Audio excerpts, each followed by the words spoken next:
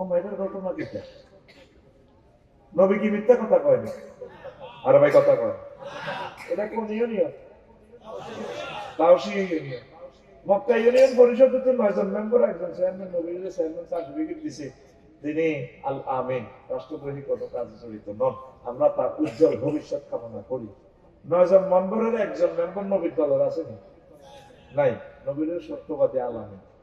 ওনার কাছে টাকা পয়সা রাখলে ঠিকভাবে পাওয়া যায়।